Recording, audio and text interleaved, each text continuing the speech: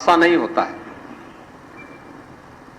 अगर हादसा भी है तो उसके पीछे कौन जिम्मेदार है, और अगर वह घटना घटित हुई है तो इसके पीछे हादसा नहीं तो साजिश किसकी है। दुखद और दर्दनाक घटनाओं में भी वे राजनीति ढूंढते हैं, और ऐसे लोगों की ये फितरत है कि चोरी भी और सीना चोरी भी। यह हर व्यक्ति जानता है कि सज्जन के फोटो किसके साथ में है। हादसे के शिकार लोगों को हॉस्पिटल पहुंचाने की व्यवस्था करनी चाहिए थी, उपचार की व्यवस्था करनी चाहिए थी। इसका सबसे दूसरा जो पहलू ये है कि हादसा में लोग मरते गए और सेवादार उससे पहले वहां से खिसक करके भाग चुके थे। बच्चों की पढ़ाई की व्यवस्था हम लोग राज्य सरकार से करवाएंगे। उन्हें जिस भी स्कूल में पढ़ रहे होंगे, जिन भी संस्थाओं में पढ़ रहे होंगे, या उनके स्कॉलरशिप आदि की व्यवस्था के लिए भी राज्य सरकार ने तय किया है।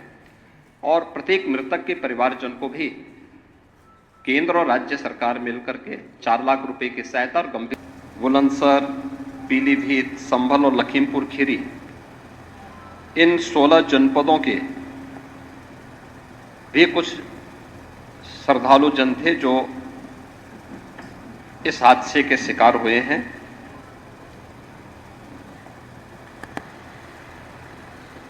एक 121 में से 6 मृतक ऐसे थे जो अन्य राज्यों से थे,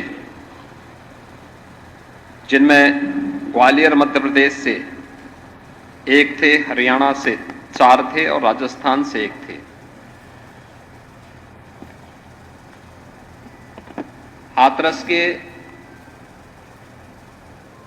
जिला हॉस्पिटल में मैंने आज जो घायल हैं, 31 ऐसे घायल हैं जो हाथरस, अलीगढ़, एटा और आगरा के हॉस्पिटल में जिनका उपचार चल रहा है, और उसमें लगभग सभी आउट ऑफ डेंजर है।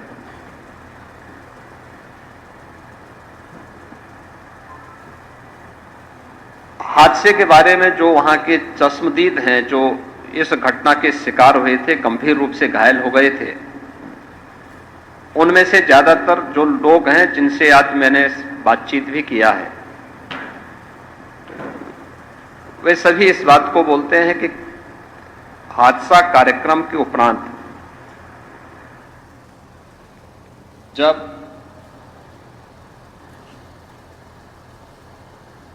इस कार्यक्रम में जो सज्जन वहां पर अपना उपदेश देने के लिए आए थे,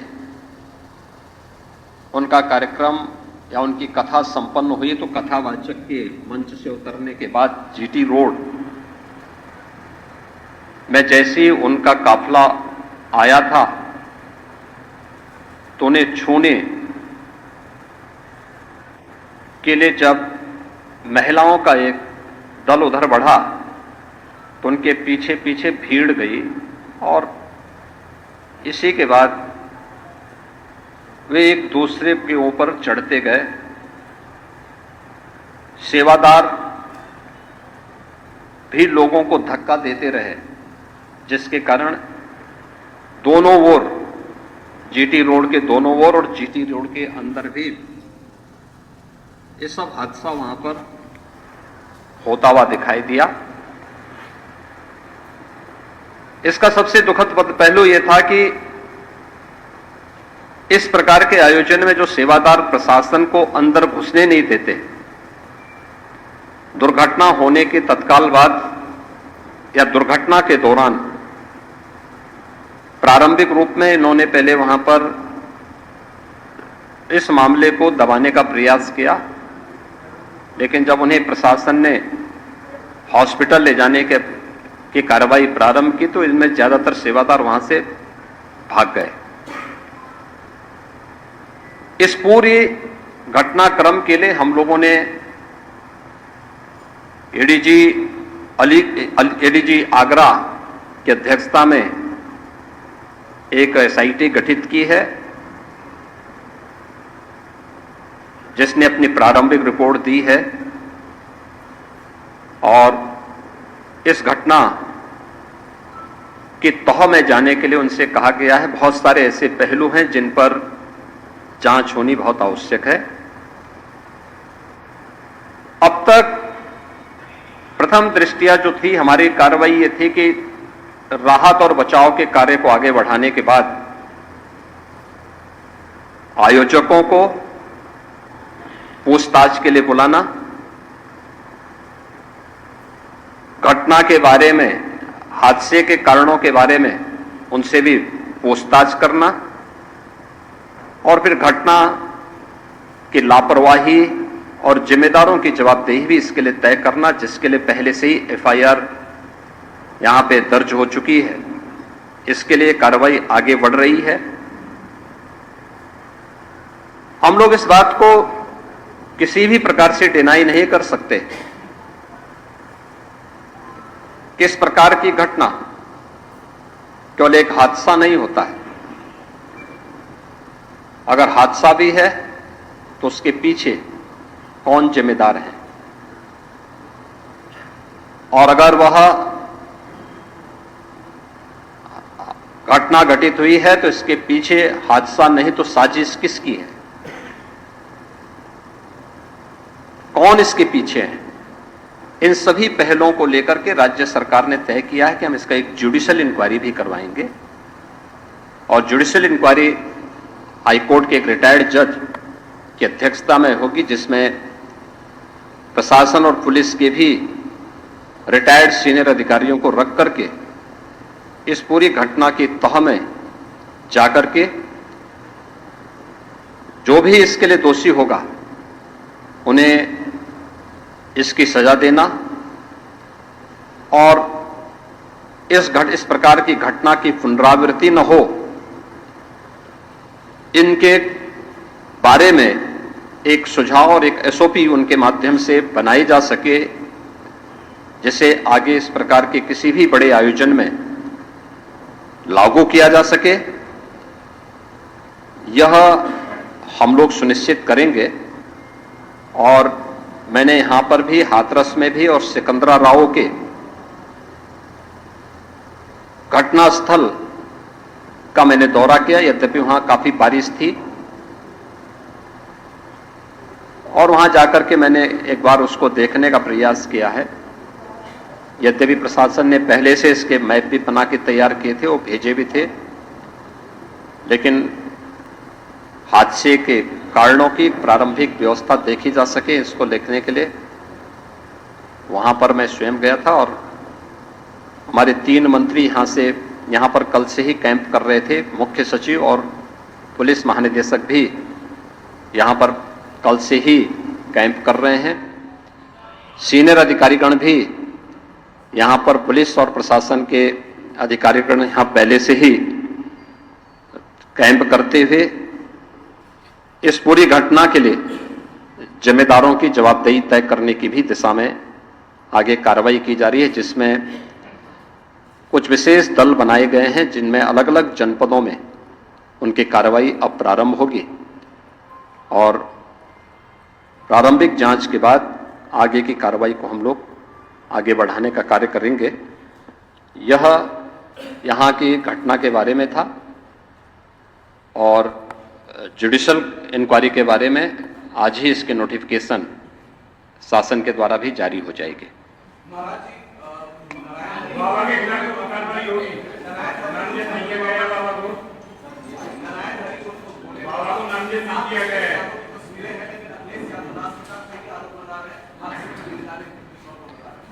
देखिए, कुछ लोगों की एक प्रवृत्ति होती है कि इस प्रकार के दुखद और दर्दनाक घटनाओं में भी वे राजनीति ढूंढते हैं, और ऐसे लोगों की ये फितरत है कि चोरी भी और सीना चोरी भी। यह हर व्यक्ति जानता है कि सज्जन के फोटो किसके साथ में है, उनके राजनीतिक संबंध किनके साथ जुड़े हुए हैं। तो स्वाभाविक रूप से आप लोगों ने इस बात को देखा होगा कि पिछले दिनों रैलियों के दौरान इस प्रकार की भगदड़ कहां मचती थी और कौन इसके पीछे थे, और मुझे लगता है उसकी तह में जाना आवश्यक है। जो लोग निर्दोष लोगों के जीवन के साथ खिलवाड़ करते हैं और उनकी जवाबदेही भी इसके साथ तय होगी।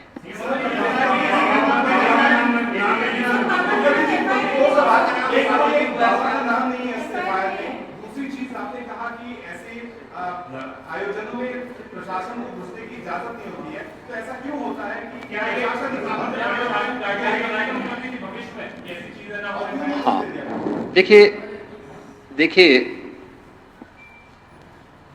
प्रशासन प्रथम दृष्टया ये मान के चलता है कि धार्मिक आयोजन है, उनके सेवादार इस प्रकार के आयोजनों की जिम्मेदारी अंदर से स्वयं निभाएंगे।